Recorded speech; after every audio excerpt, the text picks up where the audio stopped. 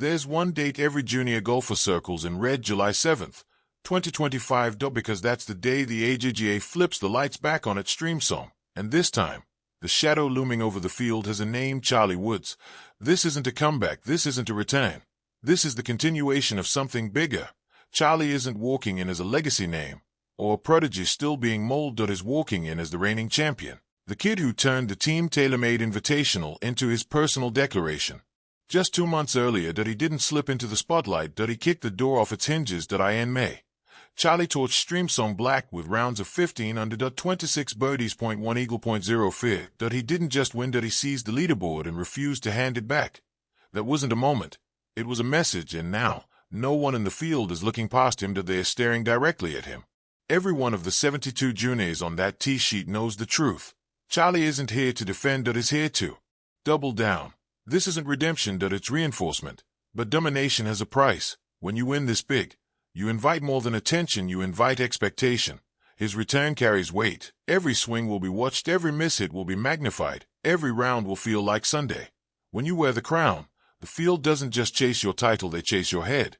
And make no mistake, he's walking into a battlefield that's been simmering for weeks. The players he beat, they've had time to rehearse, rebuild, reload. This time, they aren't playing for experience, they're replaying for payback. You don't get to surprise anyone twice. So now the world waits. Will the champ rise again? Or will stream song black script a different kind of story this time? Because once you set the tone, you don't get to turn the volume down. 15 under par, 0.3 rounds, 1 undeniable shift in how we talk about junior golf. This wasn't just a win, it was a transformation. Charlie Woods didn't just post a low number at the Team TaylorMade Invitational. He engineered a performance that was as wild as it was surgical. That's not consistency, that's evolution in real time. That's controlled chaos delivered with purpose. You don't stumble into that kind of firepower, you lean into it. 26 birdies, 0.1 eagle. A stretch of golf that looked like it belonged on a professional tour, not a junior leaderboard. And in the middle of all that, a triple bogey, 0.5 bogeys in a single round, and still, he won by 3 shots. His game wasn't flawless. It was fearless.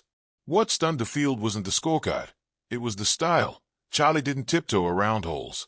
He attacked them every tee shot, every approach, every moment. He wasn't playing to survive. He was playing to dominate. Mistakes didn't crack him. They charged him. That was the difference, because for the first time, Charlie wasn't just Tiger Woods' son. He was the kid who turned a stacked TTM field into spectators. The surname got him in the door. The swing made everyone listen. After the win, everything shifted. AJGA rankings skyrocketed. Media outlets stopped talking about potential and started using a new word: problem. As in, Charlie is a problem for the field. Sponsors noticed. Invites rolled in. Momentum snowballed. Suddenly, Charlie wasn't chasing status. He was status. One weekend flipped the narrative and raised the ceiling, and now that ceiling is higher than anyone expected.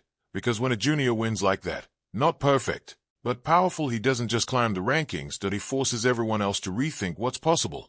When Charlie teed it up in May, most people thought it was a cute storyline: legacy kid, solid swing, maybe top 10 upside, and then the leaderboard lit up.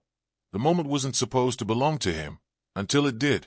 His win wasn't lucky. It wasn't hyped. It was bold, chaotic brilliance, and it sent a ripple through junior golf that still hasn't settled. Confidence is one thing, delivering under pressure is another. Now players aren't just prepping for the course, they are prepping for Charlie.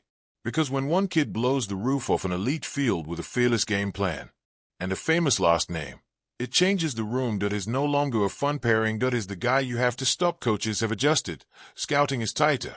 They know Charlie jumped almost 600 spots after TTMI and now sits in the top tier of AJGA talent with a pathway to every major junior event left in 2025. Is not on the radar anymore. He is the radar. Media from WSF to Yahoo Sports have stopped calling him emerging and started calling him elite. His name shifts the tone of a tournament. Every pairing changes, every interview changes, every glance from the tee box shifts toward him. Has become the center of gravity. And that's what has players nervous, because Charlie isn't just coming back to TTMI. He's coming back with momentum, with expectation, with the pressure of proving that his first win wasn't lightning in a bottle. Golf is a game of runs. But what if this is the start of his run? This field isn't just trying to win a tournament, they are trying to stop the rise of something bigger and deep down. They know the truth: if he wins again, there's no stopping what comes next. Every era starts somewhere. For most players, it takes years. For others, it takes one weekend. Charlie Woods might be 72 holes away from rewriting junior golf if he returns to Streamsong Black and owns it a second time. This isn't momentum, it's a movement. Point 2 TTMI titles, same course, same pressure. Same result, that's not a hot streak, that's a foundation. And if that happens, what comes next could be historic. Top 10. AJGA invites national attention. Maybe even the first steps toward something bigger than international team selections. A full calendar of elite events before he's even old enough to vote. Charlie isn't just on track to be the face of junior golf. He's climbing toward its ceiling. But here's the question no one wants to say out loud. What if he doesn't win? What if the aggression backfires? What if the putts stay high? What if the pressure finally grabs the scorecard by the throat? Because this field is deeper, the stakes are higher.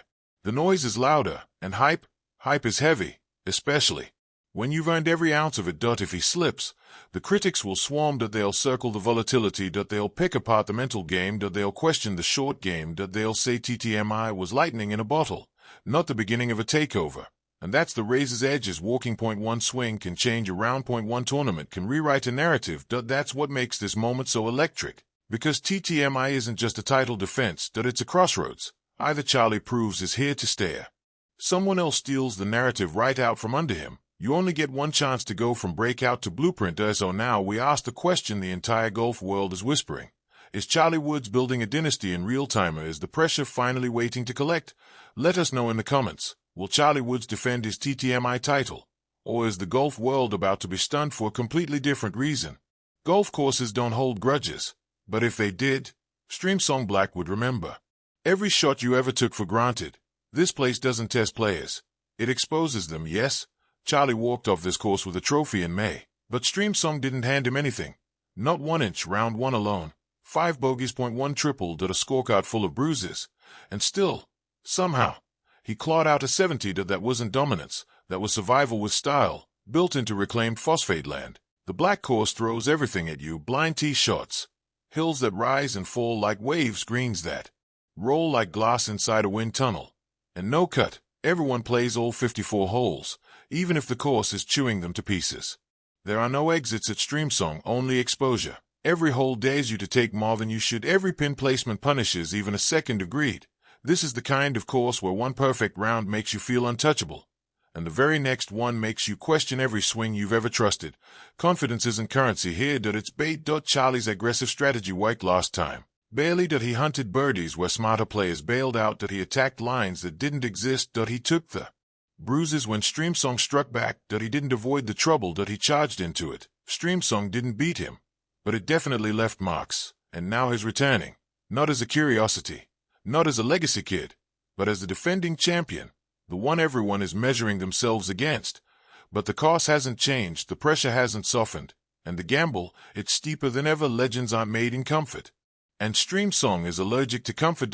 So the real question isn't whether Charlie's game is ready. It's whether this course is even willing to let someone conquer it twice. Because some venues have a memory, and Streamsong never forgets.